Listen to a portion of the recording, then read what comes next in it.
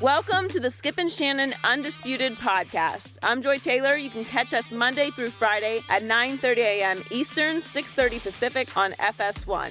Here's what this podcast is all about. It's an unscripted, unfiltered, undisputed version of the day's show, and there is a lot to get into in today's podcast. Skip believes the only threat to his Cowboys is the man in the owner's box. Shannon tells us LeBron's third quarter set the table for Kyrie's fourth quarter. Former NFL GM Michael Lombardi stops by to give us an inside view of how Dallas will use these last two games to prepare for the playoffs. Plus, FS1 NFL analyst Chris Carter says Travis Kelce has a lot more shake than Shannon. Finally, Mr. No Way, No How Rob Parker comes by to tell you why Tom Brady can't be the MVP. Shannon, how about those Dolphins? Joy, I am. Congratulations, Joy. Your Fins made the playoffs. My Broncos will be home for the first time in 5 years. So congratulations, Joy. Thank you. See, Joy, that's so much humility. I want to do something I've never gotten to do and always wanted to do because it's much more natural than what I usually do. Oh, Boom. Very nice. Very Yeah. nice. Sorry about that, Shannon. Shannon probably can't see Yeah, that. How What just about them happened? calves? Yeah, How yeah. about them calves? And by the way, quick shout out to our showrunner, Chris Healy. We miss you. And we have a stand-in today. We do. Young up-and-comer named Jamie Horowitz, and we wish him well today at the controls. Good luck. A lot of pressure on you today, Jamie. Let's talk about the NFC now. The Cowboys clinched home field advantage throughout the NFC playoffs after the Giants lost to the Eagles on Thursday. The Packers won their fifth straight game after beating the Vikings on Saturday, and the Falcons beat the Panthers and are currently the 2 seed. The Seahawks lost by 3 to Arizona and are the 4 seed. So, Shannon, who is the biggest threat to Dallas? I don't know why you, Skip and you keep phrasing this, who's the biggest threat to Dallas. There are 3 teams that I've said for 6 weeks that can beat Dallas in Dallas. The Atlanta Falcons. Matt Ryan is playing at an MVP level. He still would get my MVP vote. Aaron Rodgers has been all-time great Aaron Rodgers over the last 6 weeks. And I'm not dismissing Seattle because they're battle-tested. And Russell Wilson, when the rubber meets the road, this team knows how to get ready and win playoff games. So all 3 of those teams are equally capable of beating the Dallas Cowboys. And while Skip would view it as a huge upset, I do not. So let me take these points in order. There's only one thing this whole year, this whole football season, I have agreed with you on here on Undisputed since we launched on September 6th, and that is the only threat to my Dallas Cowboys is the owner/coach of the Cowboys, Jerry Jones. And we'll talk about that a little later. I will give you that much. But Seattle, to me, is becoming less and less of a threat. I've told you over the last couple of months, I don't fear Seattle, but I'm concerned about Seattle, and now I'm really not concerned about Seattle. They've lost 2 December games. Well, they're different games. defense now that Earl Thomas has gotten hurt. Thank you. So they've lost twice now in December, which is never a good sign. They got blown out 38-10 at Green Bay. And last Saturday, this past Saturday, they're down 31-18 at home with 4:10 left in the game. And I give them this, to your point, Russell Wilson brought them back. It was highly impressive. Then Bet the Hauschka misses the extra point that would have given them the lead in the game, but it's still a tie game, and you still got the Legion of Boom at home. And what happens? 50 yards in 8 plays happen. 50 yards in 8 plays and a field goal. Stephen Hauschka should be in the unemployment line next Monday. Okay, but whatever. That was the score was 31-all, so they'd already given up 31 points with 4:10 left in the game. That's the Legion of Boom. No, it's not. There's no Earl Thomas. You know and I know it's not the same unit anymore, and it would have a hard time with Dak and Ezekiel and Dez and company in that offensive line. It would have a hard time. So now I'm dismissing them as a real threat. And may I now address your new bandwagon team, the Green Bay Packers, featuring Aaron Rodgers, who is now miraculously healed from his exaggerated injuries of the last 2 weeks. That's all I can figure out. That's all I can figure out. The man injuries. He was hurt. He must have been, because I've never seen such melodrama as he limped back to the huddle. Then he's okay. This time he was okay. So what do I see? Obviously, their offense is now back in gear, thanks to Jordy Nelson being back in gear. Or wait a second. Was it thanks to a mutiny on the part of the Minnesota secondary that ignored it? We're going to discuss it, but it needs to be brought up right now because Jordy in the first half got 7 catches for 145 yards and 2 touchdowns, and I think it had something to do with that mutiny, which brings me back to Aaron Rodgers' day. Can we discount it a little bit? Because in the second half, his primary receiver caught 2 balls for 9 yards. As Xavier Rhodes says, oh, wait a minute, maybe I should take him all over the field and take him away from Aaron Rodgers. And all of a sudden, it was more of a game in the second half. Which brings me to Green Bay's defense, which is now tied for 22nd in points allowed. Sam Bradford the other day at Lambeau Field threw for 382 yards. That was 35 more than Aaron Rodgers. Oh, meaningless yards. Okay. And Minnesota piled up 466 meaningless yards to Green Bay's 348. You got me on that one. Green Bay had all Where of... were they? Okay, Skip. When the game was in the balance in the first half and early third quarter, what did Sam Bradford and that offense do? All I cared about was the mutiny on the part of the Vikings secondary. That's why the game got out of control in the first half. So now you're saying it was because of the mutiny in which the Packers won. Give the Packers credit. They beat the Minnesota Vikings like I said they would. You said they would. They were not going to win. Yeah, I told you it was hard overhead because I can't stand Aaron Rodgers. 36 touchdowns, I'm 7 not giving him his due. INTs. He's got no defense to back him up. And by the way, he had 40 yards rushing to back him up the other day. And you're telling me that a Dallas team that already went to Lambeau and won 30-16 would be in trouble against this team at Jerry World in a playoff game? I do not see it. I'm sorry. I would see Ezekiel and Dak and company controlling the football for maybe 36 minutes to 24 minutes. Aaron Rodgers just wouldn't have that many opportunities because this defense is below average at best, which brings me to your Atlanta Falcons. You being in Atlanta right now, I give you another explosive offense. I give it to you. But that defense is 25th in points allowed. So, again, at Jerry World against the Cowboys offense, would Matt Ryan have the ball very much? How?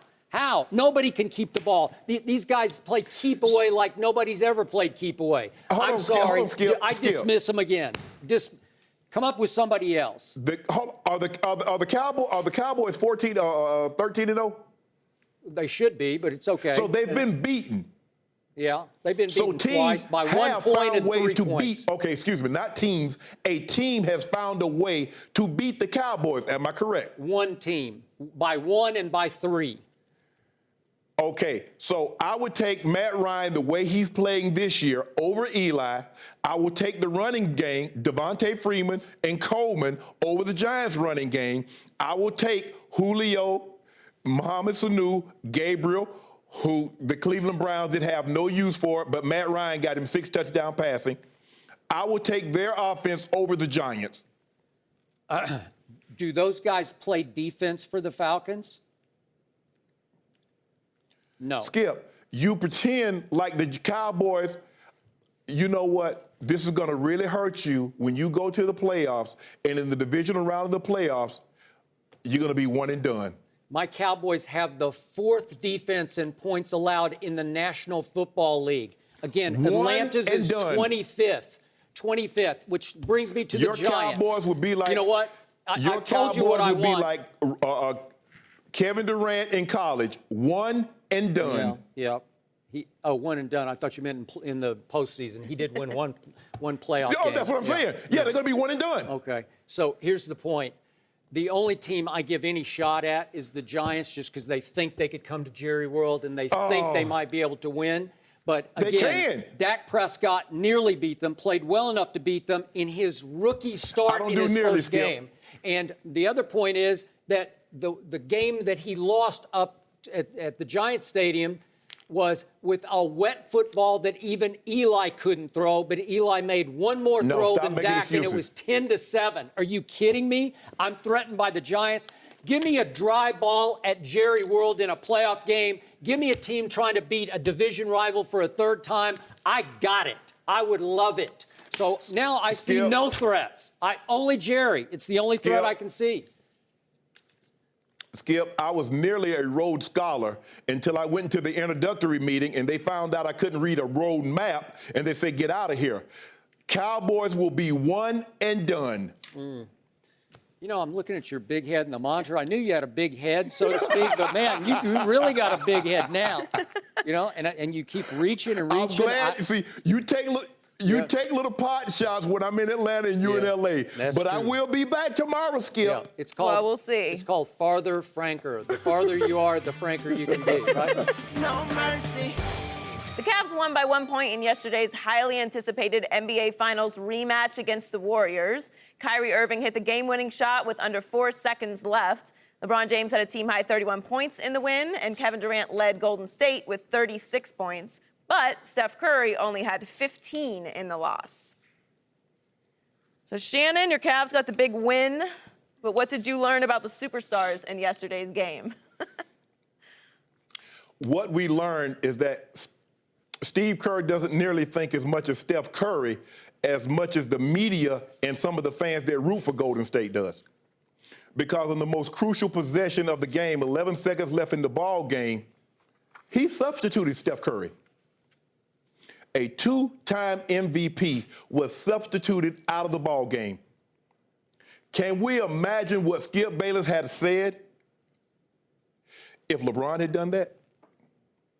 You tell me, I tell you what, you're watching the game. You don't know Steph Curry, you don't know LeBron, you don't know Kevin Durant. You tell me in yesterday's ball game, Steph Curry, who was one of the 5 best players on the court. Do I get to answer? I can't see you, Skip. Nod your head. Yeah, I don't know. Am I supposed to talk or not talk? I never know. Wait, are we talking about this? Can I answer or you want to go on? Because I want you to go ahead and answer that, then I'll... Are we talking about the same Steph Curry who's now played 6 games on Christmas Day and for reasons I cannot fathom is now averaging 12 points, and that's after scoring 17 yesterday. Are you kidding me? He took him out because he's in a slump. I ask you a simple question, Skip Bayless. No. Was Steph Curry one of the 5 best players on the court yesterday? A simple no or a simple yes will suffice. Did Steph Curry win back-to-back MVPs? Simple question. Simple answer will suffice. The 2-time reigning MVP was substituted out of the ball game. Got it. You remember last year question. in the Western Conference Finals, Russell Westbrook got annoyed because the media kept talking about Steph Curry's on-ball defense. Okay. Next point. A guy is so talented defensively.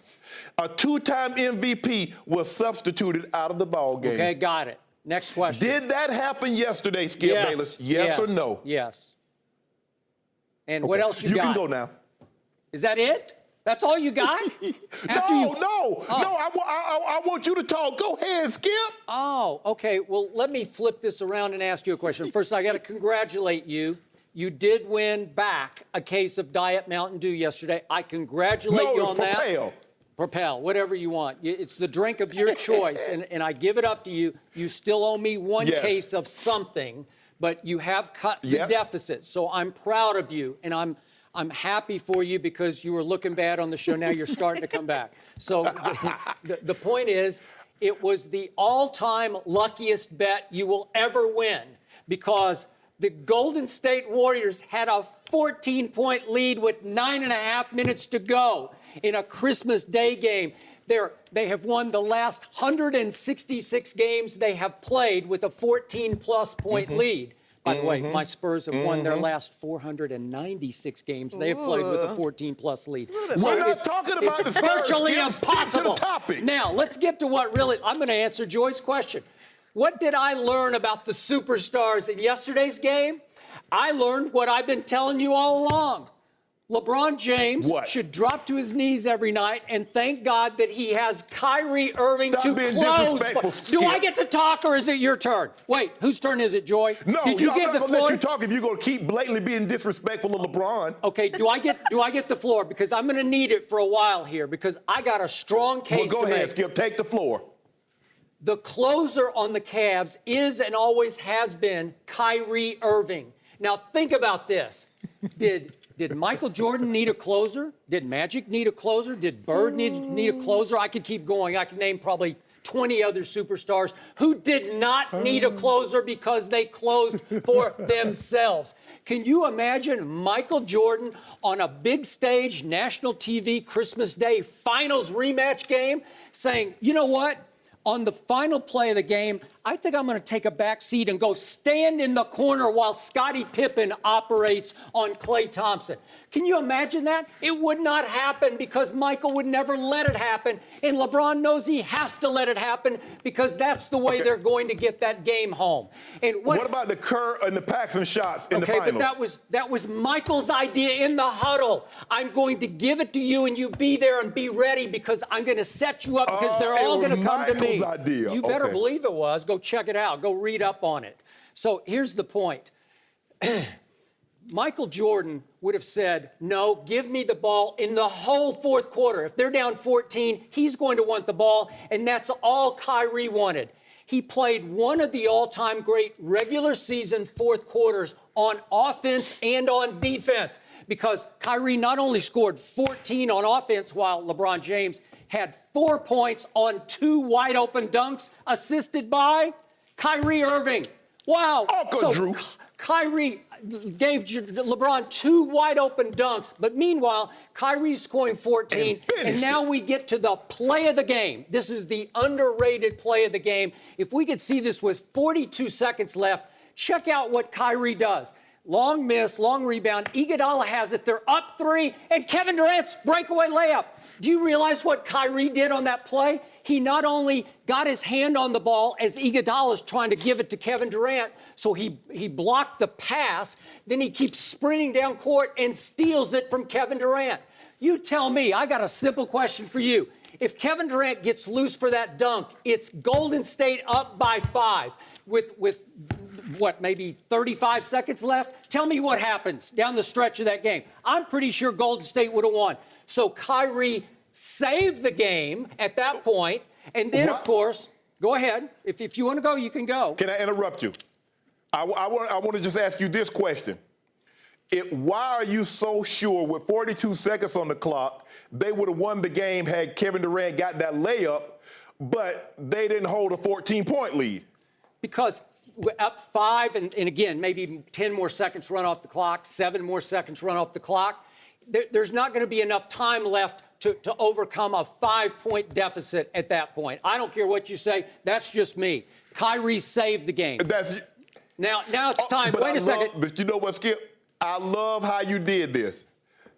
You talk about Kyrie Irving's 14 points in the fourth quarter, and LeBron only had a measly 4 points on dunks. But you gloss over the 16 points that Bron had in the third quarter on 4 3-point shooting. Nope, nobody cares about that. We don't care about that. Yeah, they do. They do care, Skip. Because when the game was teetering on getting out of hand, LeBron kept the Cavaliers in contact to give Kyrie an opportunity to do what he did in the fourth quarter. I'll give you this. Don't do that, Skip. LeBron is Mr. Third Quarter. I will give you that. He is Mr. Third Quarter, really. And Kyrie is Mr. Fourth Quarter. Skip. The fourth quarter would have been inconsequential had LeBron not did what he did in the third quarter. The floor was supposed to be mine, and I don't even get to talk. 4 of 8 3-point shots. Okay, so now let's go to Hit him, Bron. Let's go to the final play of the game.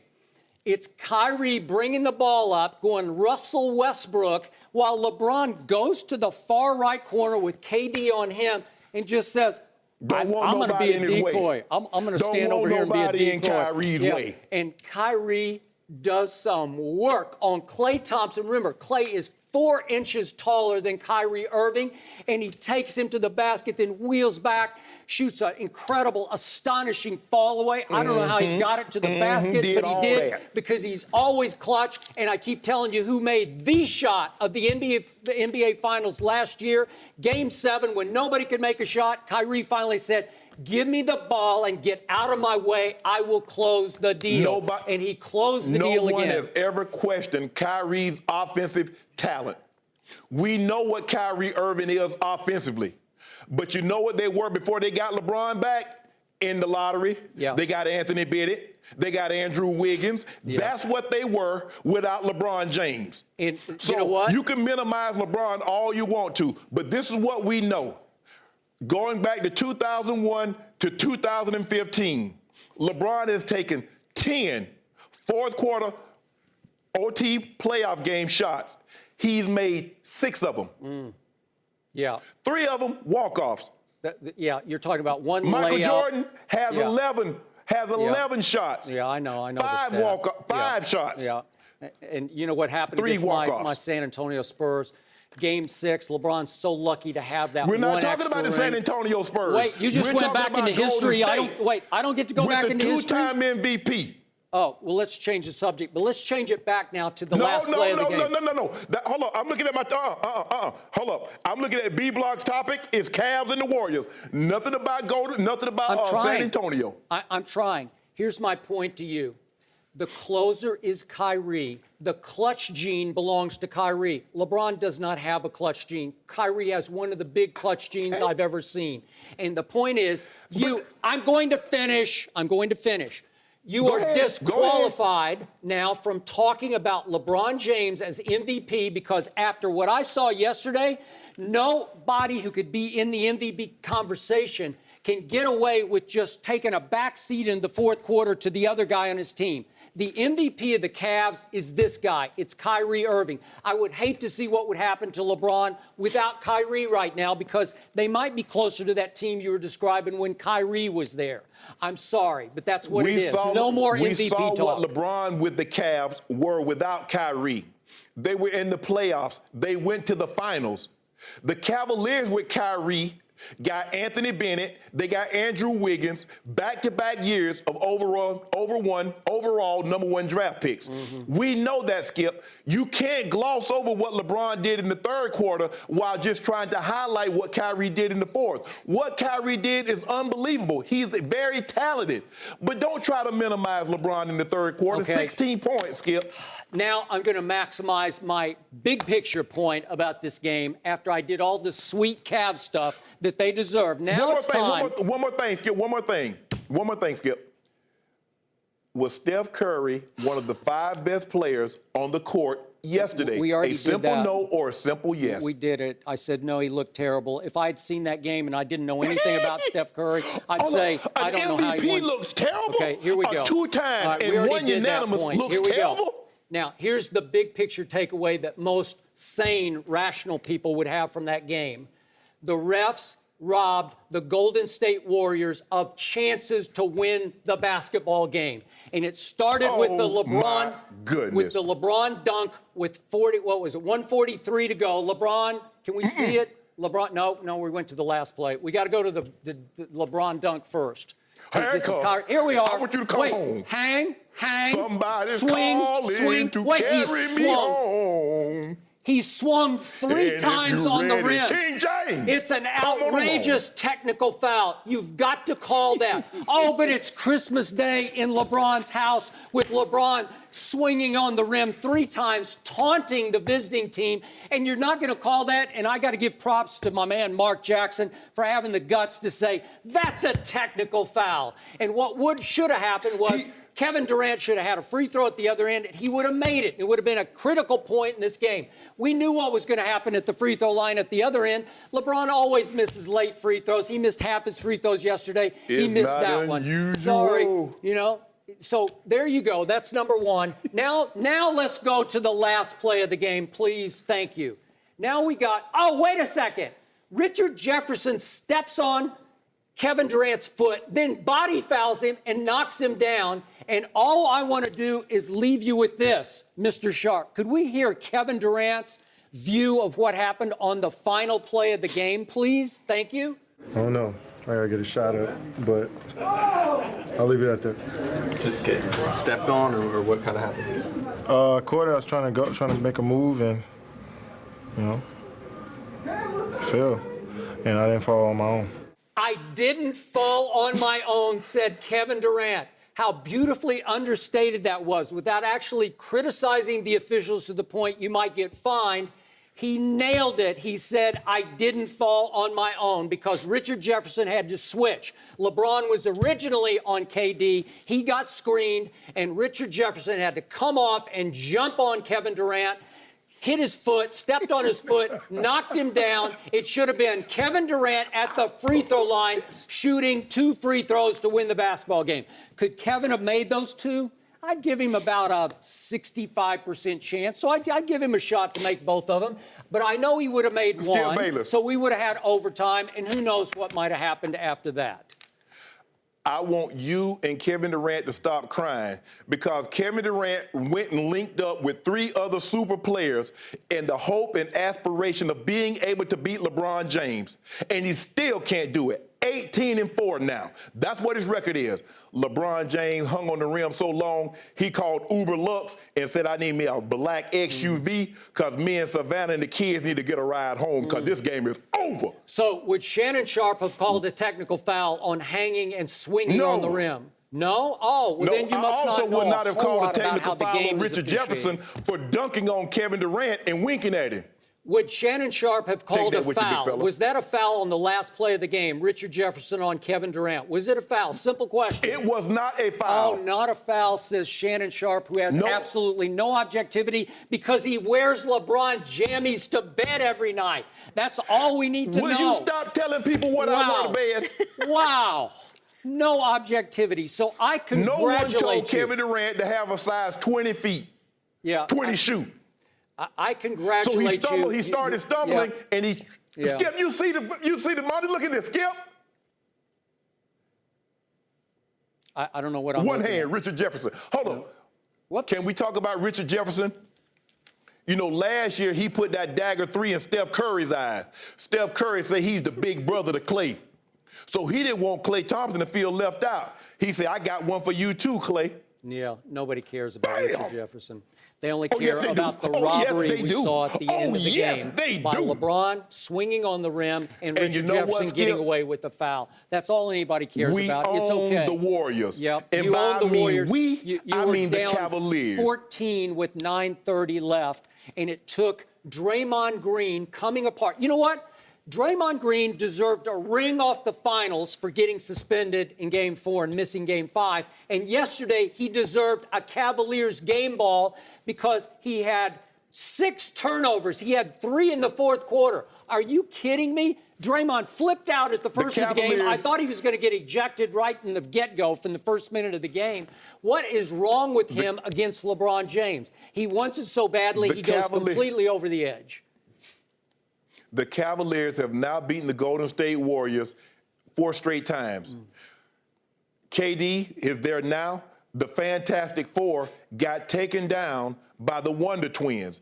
I told you what the Wonder Twins were going to do to the Fantastic Four, but you're so hung up on wanting someone to take LeBron down.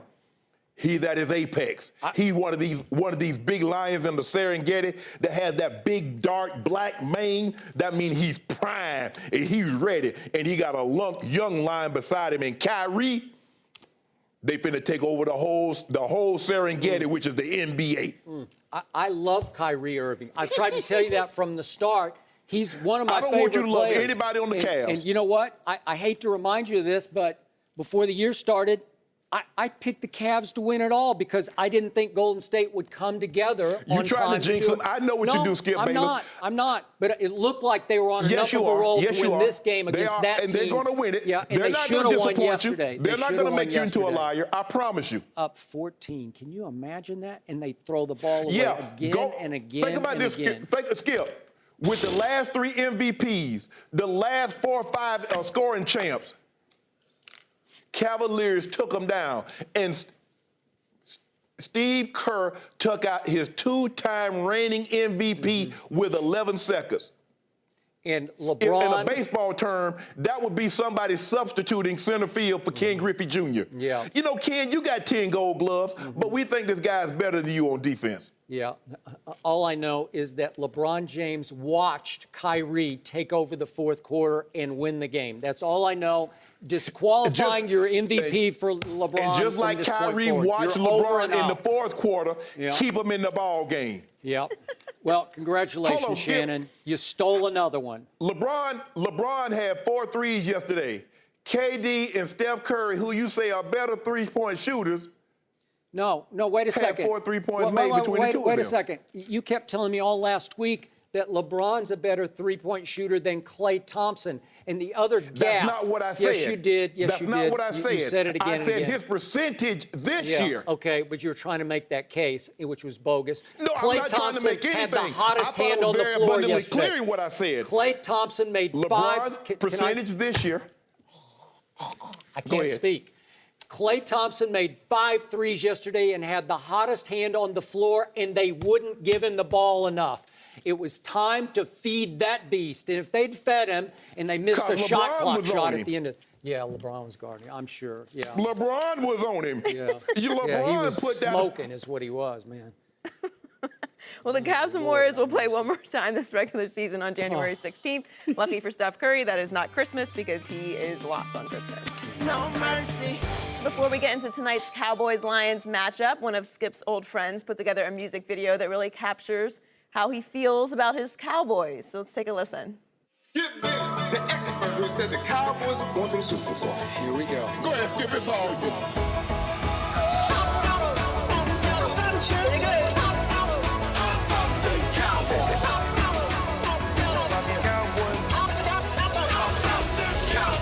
I have a feeling I'm about to unleash your cowboy hating. Is it that? Is it Z? My Cowboys have arrived. Are you speaking pride? You have to be humble pie. How about them Cowboys? How about them Cowboys? How about them Cowboys? You get the Cowboys. How about them Cowboys? Monday after Monday, we just keep making plays. Here we go. Every dog has a day. Rap attack, the MVP. Rap attack. You the creed. Week after week. I need a break. Bravo. Need to check that. Team chemistry. There's one chasing greatness. That's fancy. The Cowboys make a case. I want that look on your face. Let me get my hand over.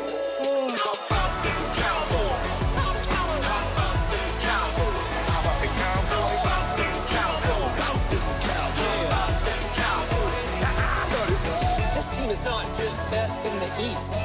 It's best in the NFC. How about them Cowboys? Amazing. How many times has humble pie been used in a music video before? Maybe that's what Zeke's really talking about. He's serving up the humble pie to everybody. Could I thank my man DJ Steve for that, because it might be on par with All He Does Is Win, which was a Tebow video that won the Webby, and it was Very sensational. good. And this is in the ballpark. Skip, you need to stop with this. Why? You gotta eat it, Shannon. Shannon, I mean, look, the man predicted the Cowboys and the Patriots. I mean, how good does that look right now? I mean, really, that's why you ran out of town. I mean, let's face it. Yeah. That's why I'm looking at you in a monitor. In 1930, they predicted they put man on the moon. Oh, well, hey, we Things can only happen. go, as Belichick would say, we only go by what we see here. I Exactly. don't know. All right, well, let's talk about those Cowboys. The Cowboys clinched home field advantage throughout the NFC playoffs after the Giants lost to the Eagles on Thursday. Jerry Jones said last week they won't rest the starters, but the big question is, will Tony Romo see his first action on the field at some point tonight against the Lions? We're joined by former NFL general manager Michael Lombardi. Michael, would Romo playing well tonight be the worst case scenario for Dallas? No, I think you have to separate two things here. You have to. This weekend, we saw a lot of quarterbacks get hurt. Mariota, we saw Carr. I mean, this has been a situation where the ultimate goal is to win the Super Bowl. That is the ultimate goal, and you're going to need a team effort to win the Super Bowl. And Romo's going to need some reps. Now, me personally, I think Romo's time is next week in the final game, the second half. Let him take the game over. I think this week is about winning the game, about continuity. It's about continuing the excellence that you've achieved in terms of your execution. So I would not play Romo this week. I would play the Cowboys starters all the way through. Look, injuries are part of the sport. That's what happens. But you got to have your team ready. The new collective bargaining system has eliminated any preparation for the opponent. You can't get, because once you have a bye, the players are getting 4 days off. That's by law. You can't practice. You can't do anything. So the only time you can work on your execution is actually in these games. And I think the Cowboys have to use this game as a regular season game. Next weekend is the time to put Tony Romo in. Well, I sure hope you're right. Go ahead, Shannon. Yeah, you know, Michael, I thought the very same thing, and that was till Mariota went down, and that was until Derek Carr went down, and then you saw Carlos Hyde sprain his MCL. You saw Tyler Lockett break his leg up in Seattle. And coaches and management, they pay attention to injuries around the National Football League. I felt that Tony Romo would play the second half of the last game of the season. But I can see a scenario where he comes in the second half of tonight and then play the second half of next week's game. But I think that would be a mistake, because if you only play Dak the first half tonight, the first half of next week, he's basically played one game in 3 weeks, because they're going to have the first round bye and then they'll have the divisional game. And that's too much time off for a young man who hasn't had a whole lot of experience playing in the National Football League. Brady, some of these other guys, Big Ben, I get it, but not a rookie quarterback. Also, this would be a great time to put Romo in, for the simple fact the Detroit Lions are 30th in sacks. If they can't protect him against this team that can't get to the quarterback, he has no chance against playing against some of these teams in the playoffs. So it's either now or never, and I can see them putting him in the second half of tonight's game. So Shannon and I have agreed last month or so on one thing, and probably one thing only, and that is that Jerry wants Romo to play in the playoffs. It's just everything to him. It's like a son to him. He bet Valley Ranch, where they used to practice, on Tony 2 years ago. Bet $108 million, $55 million guaranteed. And this is the night when my better judgment tells me that Tony Romo will be allowed to play the second half by Jerry Jones, the owner and coach of this team. And it will become a competition with Dak Prescott. And my greatest fear is that if, in fact, Tony plays the second half, and let's say the game's still obviously hanging in the balance, that for the first time in my life, I'm going to have to root against a Dallas Cowboy quarterback, because I'm going to root against Tony Romo to not light it up, because if he reestablishes his connection, his deep connection with Des Bryant, and his clutch middle-of-the-field connection with his best friend in the world, Jason Witten, I'm in trouble, because the bandwagon will start to roll in Dallas-Fort Worth, Texas, for Tony Romo, because he's still beloved by a lot of the fans. Not that they don't love Dak, but they've missed Tony Romo, and I think now they would say, well, wait a second, that looked pretty great, and he can throw it down the field in ways Dak either doesn't try to throw it down the field or can't throw it down the field. And all of a sudden, Jerry would have a little front to run with. And maybe Tony Romo would be allowed to play the last 3 quarters in Philadelphia. That's got high possibility to me. And maybe he continues to light it up against what's left of the Eagles at home at that point. I don't know. But Romo is certainly capable. And I think Jerry wants this to be a competition to the point that he can resell Tony Romo to the masses. And if Jerry feels like he's got a little bandwagon rolling for Romo, I just believe that game 1 of the playoffs at home against whomever will be Tony Romo as the starter, which is why tonight is the crucial one, because he's going to need 2 games to make his case, Jerry and Tony both. So tonight, the tale will be told in the second half. If Tony Romo is allowed to play with the starters in the second half, because I don't think Jerry wants to throw Tony in with the backups. I could be wrong about that. Well, first of all, you really have some deep issues with Jerry on this one. I mean, really. Yeah, but I've been consistent. I've been saying this for a month. I mean, I don't believe the Warren Commission. There's a conspiracy that you have some deep issues with Jerry here. Have you listened to things he says publicly? Every time he speaks, something about Romo. I think what happens is they go in that room, and Jason Garrett says, whatever that guy says, it's us in this room. Ignore him. And winning a Super Bowl is the most important thing that you have to do. And I think you got to get your backup quarterback ready, but I also think you got to sell it to those. Forget what he's selling us. We don't matter. We do not matter. What matters is those guys in that room, and if you try to change quarterbacks on those guys in that room, you will have a mutiny on your hands. I don't care what Jerry's power is, and I know he owns the team and he signs the checks, but Garrett's got to stand up in front of that team, and he has to have credibility. I know he has very little credibility because Jerry is owner, coach, general manager, and everything, but he has to stand in front of that team, and he's got to get his team ready, and he's got to do what's best for his team. I think playing Tony Romo is the best for the team, but I don't think playing Tony Romo and judging how he plays is going to determine anything or change anything as we move forward in the playoffs. I think it is insignificant. It's about preparation for the playoffs, for me, as I watch it. Now, I'm not as deep-rooted and conflicted as you are when it comes to Jerry. Just for the record, I closely watched, because I was writing a book on it, how Jimmy Johnson and his staff that featured Norv Turner and Dave Wannstedt, I can't remember who all was there, but a lot of powerful personalities were in that room, and their mantra was, ignore him. And guess where it got Jimmy Johnson? It got him fired after 2 Super Bowls. Jason Garrett, to me, and I like Jason, I covered him when he was a player, he's a good guy, but to me, he's mostly been Jerry's puppet, and he's known it because he's gotten away with 8-8 season after 8-8 season because Jerry loves him. So now, when it's time, when a Super Bowl is there to be had with just 2 home games to get to Houston in the Super Bowl, it will be Jerry's say to step into that coach's room and say, tonight we're going to play Tony Romo in the second half. And they will say, yes, sir, Mr. Jones. Trust me. Here's the thing. If he does that, if you do that, hold on, Shay. If you do that, Go ahead, Mike. You lose every chance at Philadelphia. Because basically what you've done is you've said no game's not important. And I think if I'm Jason Garrett, I'm taking that one. I'm fighting that one to the mattresses. I'm not letting that one go, okay? I got to tell Jerry, look, we got to get ready to play. The rules are set up a certain way, just as I explained them. And we have got to play this game because if we give Dak Prescott a month off, it's not going to be good. We can't do that. And we got to prepare this game, and we have to go all the way through because the way the rules are set up. Now, next week, fine. But this week, I see no chance of that happening because you got to play the game, this game against a good opponent, and you might have to play this team at some other point. Sure.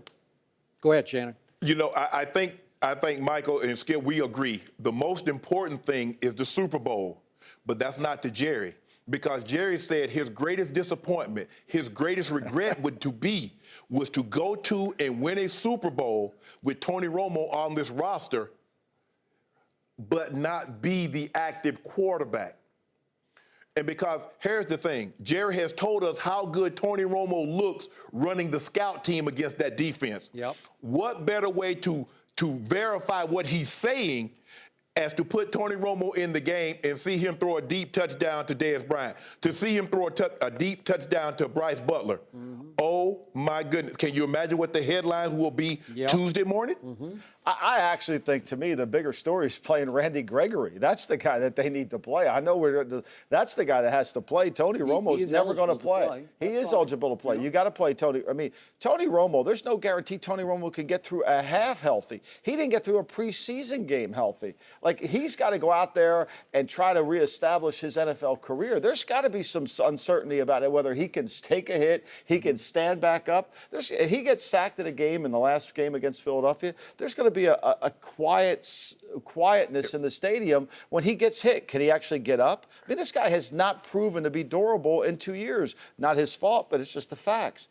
I think the agenda is to win the Super Bowl. But if he can't stay healthy against Detroit, with the team that's the 30th in sacks, he's not going to stay healthy against anybody. Carr got hurt against one of the worst defenses in against the Indianapolis Colts. Injuries happen. That happens against no matter whom we play. Yep. You can't legislate whether you're not going to get hurt based on the pass rush. It just so happens. I totally agree. It just so happens. But my sense of this is to me, I'm giving Jerry the benefit of the doubt that I truly believe in his heart of heart at his age and where he is in life. Winning a Super Bowl and getting that trophy again is more important than having an agenda set up. I mean, I worked with Al Davis. There's always was an agenda. I got that. But ultimately, winning the Super Bowl is the ultimate agenda. And to me, get your team ready. Preparation, get Tony ready. But you can't take away from the game. You can't take away from that. Here's what Jerry has said twice recently publicly, that he remembers what happened to his team in 2007. I didn't like that team because it featured Terrell Owens. But you remember, they had home field wrapped up. They had the bye. They had 2 potential home games to get to the Super Bowl that year. And guess what happened? They rested down the stretch. Right. And they rested everybody for the last regular season game. And then Eli went in there and beat them. Remember that? Right. And so now Jerry says, we've got to play everybody. So I think he's going to push Jason Garrett to just go ahead and play even Philadelphia like it's a real game. Just play them, play everybody. But you could also split the quarterbacks up half and a half. And I sure hope I'm wrong about this, but you'd play them both with all the starters. Well, you have to. You only dress 46 guys, so somebody's got to play. I mean, you're going in the game with 8 linemen. So if you say, well, get the starters out, you can't get the starters. There's 22 guys that got to be on the field at all times. So you're going to have to play somebody. And I think, to me, if you want to do anything, you adjust the game plan. The Patriots, I promise you, are going to go down to Miami, and they're going to play Miami as if they're going to play Miami. Well, they need to. They have to, because if the Raiders win in Denver, they lose that. Okay. So you can't lose your edge at this time of the year. To wrap this up, could I demonstrate my worst nightmare tonight for you? Do you remember this play at the end of the Giants game last year in the opening game at Jerry World? Do you remember Tony Romo? Wait, he lost the snap over the middle. Oh, it's to Jason Witten. It's to the guy who can't run. It's the winning touchdown against the Giants. What if we see that tonight at the end of the game to beat the Detroit Lions? I'm dead. I'm in trouble. It's over. This is what I don't want to see tonight to win the game. Please, no. No. I still don't understand why they're playing Tampa 2 and the middle linebacker runs into the end zone. Yeah, the guy who can't run just scored the winning touchdown. The guy you could outrun. Oh, stop, Skip. Well, for all of the storylines about the Cowboys tonight, it's a big game for the Lions. You find everything you can about the Cowboys that try to, Jason Witten, to try to get a little dig in on me. You started it, saying you could beat him. No mercy. Antonio Brown made the extra effort to get the ball across the goal line for the game-winning touchdown last night in the Steelers' 4-point win against the Ravens. The Chiefs eliminated the Broncos from the playoffs last night with a blowout win. Patriots blew out the Jets Saturday and are currently the 1 seed in the AFC. We're joined once again by Chris Carter. Chris, who's the biggest threat to the Patriots in the AFC? Well, I think there's a couple threats, and I don't think that they're as close to the Patriots as we'd like them to be. We have to eliminate Oakland from that without Carr. They're a different football team. He's a really special talent. But you have to give Kansas City, because of what they can do, which is eat up the clock, keep Brady on the sideline, and they can take New England out of their running game and put maximum amount of pressure without blitzing. You know, they get Justin Houston inactive this week's game, but they could get him down the stretch last 2 or 3 weeks with the other rushers that they have. I see that as a legitimate threat. Now, can Alex Smith and Andy Reid in a clutch situation in New England, you know, can they beat them? I think it's a threat, but I just think it's a slight threat. The biggest threat, of course, is the Pittsburgh Steelers. And what they've done the last 6 weeks of the season, their ability to be able to diversify their offense, L. Bell, and making sure he touches the ball 25 to 30 times. Now, they can eat up the clock and keep Brady on the sideline there. Now, can they put enough pressure, and can their back end of their secondary, which is very, very young and very vulnerable, can they stop Tom Brady? So I believe they both have chances in Kansas City and in Pittsburgh, but it's a huge favorite, New England, to get the win at Miami, playing all the way home, going to Houston. I like New England as a huge favorite. Huge, Shannon, huge. Huge. I mean, all CC did was confirm what I said. I said there were 2 teams. I said the Kansas City Chiefs and the Pittsburgh Steelers. Tyreek Hill is dynamic. You try to get the ball in his hands as many times as possible, whether they have to punt it to him, kick it to him, hand it to him, or throw it to him. He's a dynamic playmaker. Kelsey, you saw a sample last night. I don't know how many people know who this young man is at the tight end position, but he's legit. He's for real. Defensively, as CC said, D Ford is back. He can get pressure. Houston can get pressure. Tamba Lee. They can also get pressure inside with Dontari Poe, and that's what you got to do with Tom Brady. You got to get pressure really him up the middle because he wants to step up. Now, the Pittsburgh Steelers, I love Le'Veon Bell. He had 149 yards from scrimmage last time they played. They missed 2 field goals, Skip. So that even with Landry Jones, the New England Patriots did not run away from this game as you like to have people believe.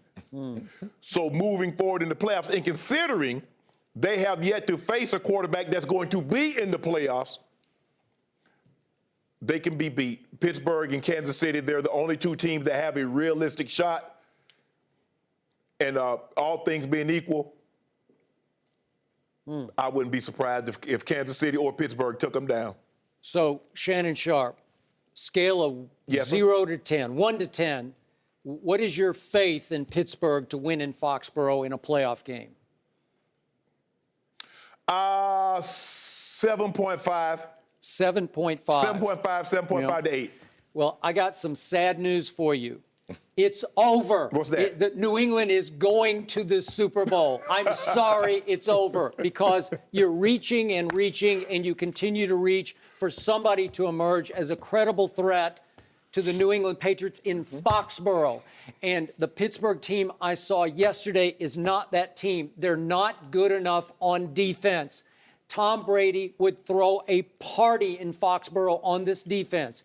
It's not bad, it's just not very good. They're 8th in points allowed, which is okay, but Brady went in there in his 3rd game back. Again, it was against Landry Jones. I get all that, but it was the same defense, and he put up 27, and his QBR scale of 0 to 100 was 93 in that game. His usual 2 touchdown passes with 0 interceptions, and LeGarrette Blount ran pretty wild for 127 yards. How are you going to beat that? No Skip. What's that? No Gronk. No Gronk. Yeah, and all Tom Brady does is continue to find other little Gronks. Did you see somebody named Matt Lingle, number 82, the other day against the Jets? Who the heck is Matt Lingle? Could we show this play? I was knocked out of my chair. All of a sudden, I look up and I say, wait a second, 82 just caught a touchdown pass. Who is 82 that he just threw to? It's some guy who was on the Bengals practice squad last year. Some guy who started out at Northeastern, then Northeastern gave up football and he went to Eastern Kentucky, and now he's catching a touchdown pass. He's been with this team only since November 1st. He's replacing Gronkowski. He's 6'7". It doesn't matter. It's Tom Brady throwing to anybody. It doesn't matter who he's throwing to. Do they miss Gronk? Yeah, a little bit. But Brady's playing at an MVP level. Okay. Yeah, a little bit. Because that's all I see is a little bit. It was only 41-3 against the Jets. And now New England is starting to widen the gap between New England and Seattle as the number 1 defense in pro football in points allowed. Go look it up. Now they're 2 full points ahead of Seattle as Seattle starts to fade into the background. So they have the best defense, they have the best quarterback, they have the best coaching staff, and you're going to make a case that Pittsburgh with a Roethlisberger, who, by the way, really he's had an off year. By Ben's standards, it's an off year. He's all the way down at 12th in QBR. That's just not very good. They're 12th in points scored. He's actually 9th in QBR, but 12th in points scored with all those weapons. They've been hit and miss this year. They hit when they had to. After Flacco put up 27 yesterday, that was an extraordinary drive to go right down the field and win the game. He is highly capable of that. But you're going to give up more than 27 at Foxborough. I just don't think you can win a shootout. What did Flacco do in New England? 2 weeks ago, you're talking about what? Yes. He struggled. Yeah, what did he do? He struggled. They scored 20 points. They scored 20 points. Yeah, so is that all you got? So you think, let me ask you a question. Which offense you think is better, the Ravens or the Steelers? Offense is better. Well, obviously, the Steelers' offense is way better than the Ravens. Yeah, okay. But whose defense is okay. better? That's good enough for me. Okay. And whose defense is better? Shannon Sharpe? That would be. Hey, all I know is that the Ravens allowed Ben Roethlisberger to go down the field in about 7 plays and win the ball game. Mm-hmm. No, that was impressive. Can he do that for 4 quarters against the number 1 defense in a stadium in which it's hard to win? Stop saying that. Right. Okay, we look at points allowed, but nobody thinks their defense is better than Seattle's or the Broncos. I do. So stop it, Skip. I do.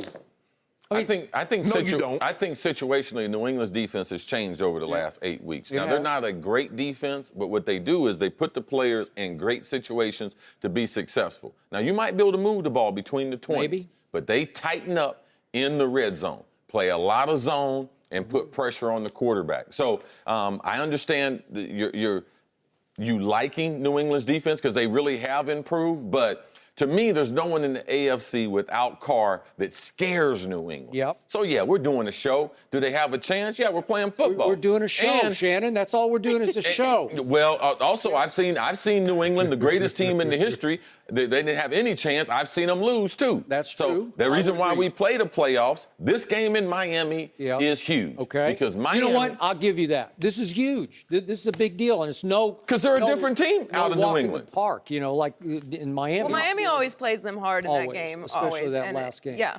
And Yeah. Miami's in the playoffs. Yeah, way to go, Dolphins. So, Shannon Sharpe, my other question to you Put your is, hands down, Joy Taylor. I see you. Shannon Sharpe, look here. Thank Yes. you. Yeah. Okay. Can you really make a sincere, authentic case that Alex Smith can beat Tom Brady in Foxborough, Massachusetts in a playoff game? Well, before you say anything, if they do lose that game, it'd be one of the biggest losses in Tom Brady's career. To Alex Smith? Yes. I would say that would be the biggest, although I might have thought that after a Flacco game. Let me ask you a question. I saw Mark Sanchez beat him. Yeah, but I saw Joe Flacco beat him as a rookie. yeah, what kind of defenses did they bring to the Great. party? Two great You asked defenses. me a question. You just Yeah. asked me a question. Could somebody beat Tom Brady? And I named two instances, and now you go to the defense. Okay, now I'm going to Kansas City's defense, and I hear you. If Justin Houston this, if D Ford this, if Tom Ali this, and I don't see the ifs. I didn't see it last night. I didn't see a pass rush on Trevor Siemian. I just didn't see it. I'm not seeing that defense look like a top 5 defense that could go in there and shut down Tom Brady. You couldn't last year. Well, I think their pass defense is really good. What would concern me is that their rush defense, because once we saw Derrick Johnson go out, we saw the Raiders start running the football right down the field. We saw DeMarco Murray, we saw and the did. big guy from Alabama run Yep. the ball down their We throat did. in Kansas City, Derrick Yep. Henry. Okay. So that would concern me with LeGarrette Blount and White, but they can get pressure on Tom Brady. Okay, so last year in a playoff game, it was 27-13 New England until Kansas City scored a late sort of garbage time touchdown to make it 27-20. Can they improve upon that? I don't see it, but that's just me. I think Tyreek Hill is the difference maker. I don't think so, because I've seen Bill Belichick take greater players away from the game. So his inability to play wide receiver, because when you put him in the backfield, you limit what he can do with the football. So if he could have another dimension and move him out wide, which they can only throw the bubble screens and things to him, yes. I mean, he's a dynamic athlete, yes, but not against Belichick. Nope. And giving him 2 weeks to prepare, no. Yeah. What about Kelsey? I like Kelsey. I know Kelsey. I've trained him. Have you? Trained him coming out of college. He's from the University of Cincinnati. He's an Ohio kid. Great athlete. Can he run? Oh, he can run. Yeah. He can run. Actually, and he's got a little wiggle. He got more wiggle than Shannon, them stiff hips he got. Really? Oh yeah. Actually, you Wow. can throw the bubble screen. Yeah, you can throw there the we bubble. go. You can throw the A little bubble screen. shots fired. Yeah. We know you can't dance, so. That one time when Now, Shannon you went know, 90. I was the only tight end that could run the comeback, the deep over, the shake. Yeah. Come on, CC, now give me my due. Do you remember when you broke free in the playoffs on that long touchdown run and the Baltimore Zoo, You saw the that? Denver Zoo, everyone You was saw on that, your CC? back. Yes, sir. He was the first guy to score a touchdown, tear both ACLs and your hamstring. That's true. No. Oh, I got another one. I got another long one against Kansas City, too. Oh, no. Travis See, this is Kelce what- got a this is little what more. happens. Travis Kelce got a little more Got wiggle a than my 50 yard boy. against Skip Cowboys, too. You bring Yeah. this up, now we're going to have to play his highlights before every segment. Now, But that's what wait a happens second. when I we do got that. one last question Yep. for Shannon.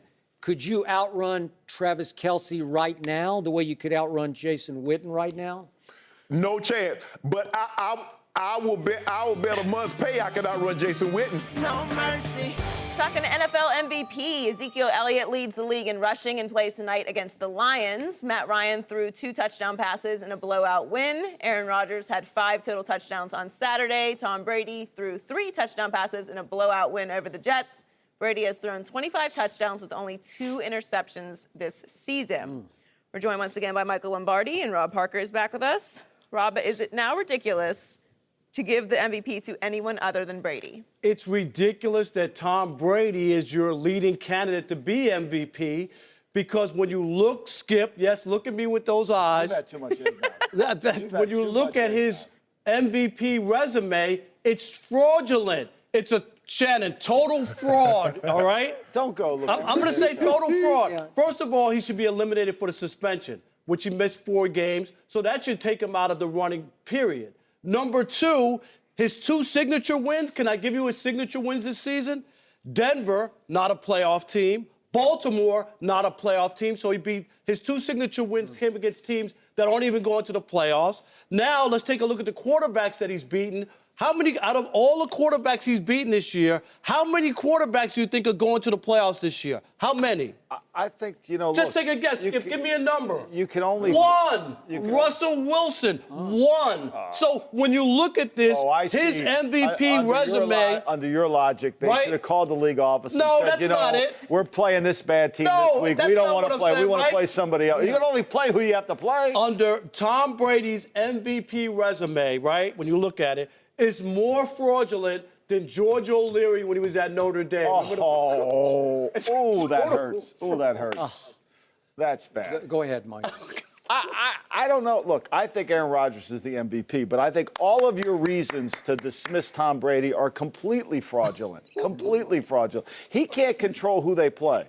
He can't control who they play. Does it matter, Mike, who you beat? Can he control missing 25% of the season? Well, to me, that's completely a falsehood. I think there's been no real evidence to support why he should have gotten that. He was suspended, period. Oh, that makes it right? Because the commissioner came down with his electrical powers and said you're suspended? Fraudulent? That's fraudulent, okay. Meanwhile, Ben McAdoo's on a walkie-talkie. It probably would help the Giants if they suspend him. But anyway, the reality here is I think Aaron Rodgers is the most valuable player in the league because Aaron Rodgers, without him, they would be completely. He's risen this team back.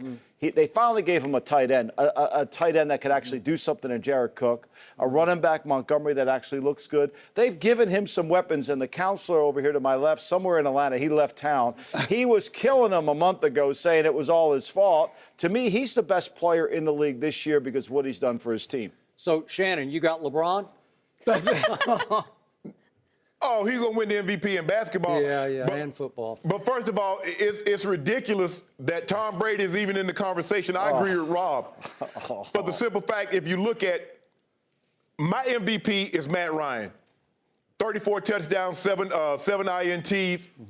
They won the division. He's going to probably be 11-5. And his numbers back up that. But Skip, we've seen someone throw 25 touchdowns and 2 interceptions. Well, actually, Nick Foles did 27-2. What would Garoppolo be with this team? 12-3 instead of 13-2? How do you get to miss 25% of the season and still be brought up in the conversation for MVP? He should not even be thought of. Matt Ryan, Aaron Rodgers should be ahead of him, no questions asked. First of all, in response to Rob Parker, Tom Brady was framed and railroaded by the commissioner of the National Football League, and he is now on a mission to make that commissioner hand him that trophy, and it will be completed, that mission. 25 touchdowns to 2 interceptions doesn't begin to tell the story. QBR tells the story, and he is now leading the NFL as Tom Brady in my favorite stat, QBR. And he doesn't have his security blanket, Rob Gronkowski. He's throwing to guys named Matt Lingle. Can we see that play again? He threw a touchdown pass to somebody named Matt Lingle, number 82. Have you ever seen anything like this before? You know this. I mean, these guys come from nowhere off the Bengals practice squad. They pick him up in November. He played at Eastern Kentucky. He probably doesn't belong in the league, but Tom Brady made him a star. Watch this throw. Tom Brady, whoosh, boom. Wait, 82, who is that? Jason Witten? No, it's Matt Lingle. He just made another guy a star. He's throwing to just a bunch of guys, Rob. But Skip, what you discount is that they were 3-1 when Tom Brady was in the Hooscow for cheating. They were 3-1. Hold on just a second. Arizona proved to be very overrated, and then at home, Garoppolo beat Tannehill and Osweiler. It's just not, I'm sorry, and then Jacoby Brissett got shut out by That's what Tom Brady's beating.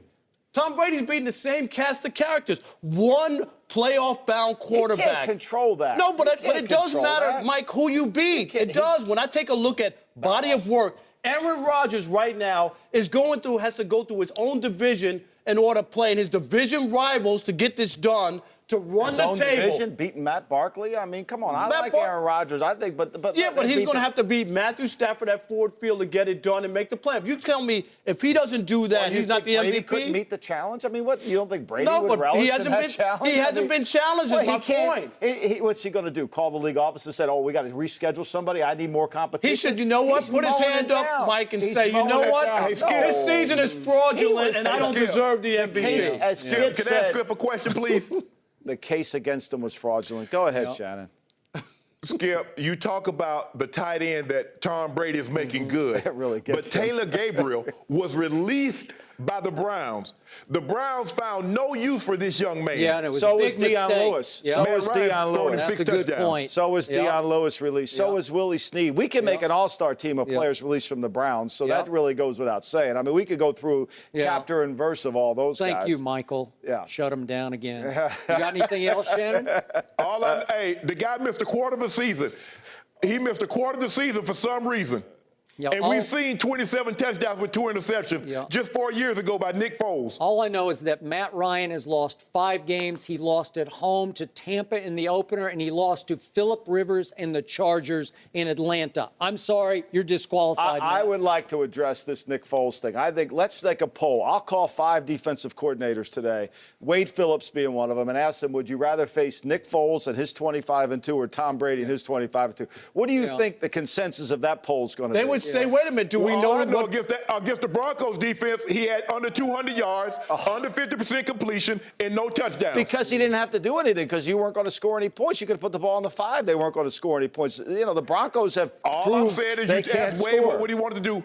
And I saw the championship game last year. Well, that was last So did you, Michael year. Lombardi. You had a great seat. Last year was last year. I did, and that's why they can run the football this year. I love how they're making you make a case for Brady, even though you're picking Aaron Aaron Rodgers. Rodgers. He can't help it. He Because, can't help no, it. because their He's whole a man of fraudulent. reason. That's the all whole- it is. not the it. case against them is complete. If you would have come up and said, listen, here's why, and give me facts. I'm giving you facts. You're I've just basing it told off you. a suspension. The balls that they said He were, was the he balls that suspended? he's Yes getting or no? suspended for Was he weren't- suspended? It's He's completely missed wrong. 25% It's not. of the He season. missed It's a 4 kangaroo games. court. It was a kangaroo court. It was a travesty. What I when mean, you- the Warren Commission has more I just validity have than one that question Wells for you. report. When you looked That is at, correct. when you say Nick Foles against Tom Brady to compare the numbers, one question. Does Nick Foles also have the defensive signals when he's playing or not? You want to go down that road now. You don't want to go down that road with me. You do not want to go down that road with me. We're gonna all right? wrap it there. Because there's some people in the Hall of Fame Yes. that were experts at They doing were. that, and you don't want to go down that road with And me there's because one that's going to be bad for you. who's going to be in the Hall of Fame who was an expert at that. You don't want to go down that road with me. I'll tell you, we would probably need to promote that story if we're ever going to release it. All All right? right, we'll leave it there. No mercy. This is the Skip and Shannon Undisputed podcast, where we're delivering you an unscripted, unfiltered, undisputed version of the biggest topics of the day's show. Be sure to subscribe to the podcast on iTunes, like us on Facebook at Undisputed on FS1, follow on Twitter at Undisputed, and catch us at 9:30 a.m. Eastern, 6:30 Pacific, Monday through Friday on FS1. You can find us on channel 219 on DirecTV, 150 on Dish. Thanks for listening, everybody. That's all for us today. I'm your host, Joy Taylor. We're back tomorrow with Michael Lombardi, Eric Mangini, and Rob Parker. We'll see you on Tuesday. Fox Sports 1 of 1.